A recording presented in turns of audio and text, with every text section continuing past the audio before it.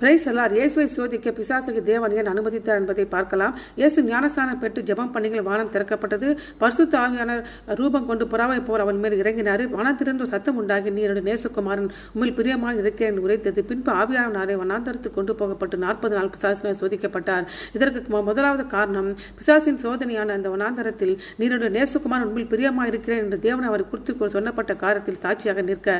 இரண்டாவது, இஸ்ரவேல் வனாந்தரத்தில் சோதிக்கப்பட்டது போல் தோல்விவிட்டது. ஆனால் தேவனுடைய ஒரே குமாரனாகிய இயேசு சோதனையில் ஜெயிப்பார் என்பதை வெளிப்படுத்த. மூன்றாவது, சாத்தான் மக்களை தூண்டி தீமை செய்ய அவர் தூண்டுவான். ஆனால் தேவன் அப்படி செய்ய மாட்டார். அதற்கு மாறாக விசுவாசத்தின் முரணாக நியாயமற்ற கோரிக்கை வைப்பதன் மூலம் ஜனங்கள் தான் தேவனை ஆத்திரமூட்டி அவர்களை சோதிப்பார்கள். நான்காவது, நாம் தேவனுடைய கட்டளைக்கு கை கொள்வோமா கை கொள்ள மாட்டோமோ என்று நம்மை சோதிக்கும்படியாக வனாந்தரத்திலே இஸ்ரவேல் ஜனங்களை சோதித்தது போலவும் பரீட்சை பார்த்தது போலும் மட்டுமே தேவன் நம்மளை பரீட்சை பார்ப்பார். மாறாக தேவன் தேவ ஜனங்களை ஒருபொழுதும் சோதிக்க மாட்டார் என்பதை வெளிப்படுத்த.